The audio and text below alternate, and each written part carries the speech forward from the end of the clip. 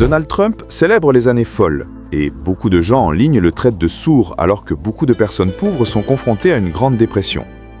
POTUS a organisé une fête sur le thème de Gatsby le Magnifique dans son complexe exclusif de Mar-a-Lago à Palm Beach pour Halloween, avec des dames déguisées en claquettes et des gars enfilant leurs costumes et fedoras les plus bruyants.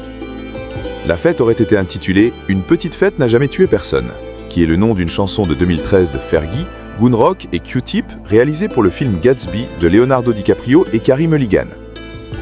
L'ironie du titre n'a pas échappé à de nombreux internautes, qui a décrié Trump pour avoir organisé une affaire aussi décadente la nuit avant que les prestations du programme d'aide nourriturière additionnelle ne s'épuisent.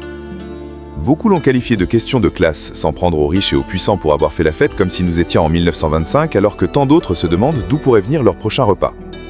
Si vous ne savez pas, la fermeture prolongée du gouvernement n'est toujours pas terminée, mais 42 millions d'Américains perdent accès à leurs prestations parce que le ministère de l'Agriculture a déclaré que l'argent pour le mois, environ 9,5 milliards de dollars, était épuisé.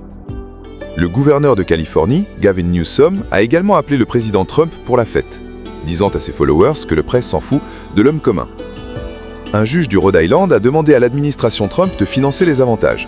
Mais Trump s'est rendu sur les réseaux sociaux vendredi pour dire que les avocats de son administrateur ne sont pas sûrs d'être légalement autorisés à le faire, et il a demandé aux tribunaux des éclaircissements.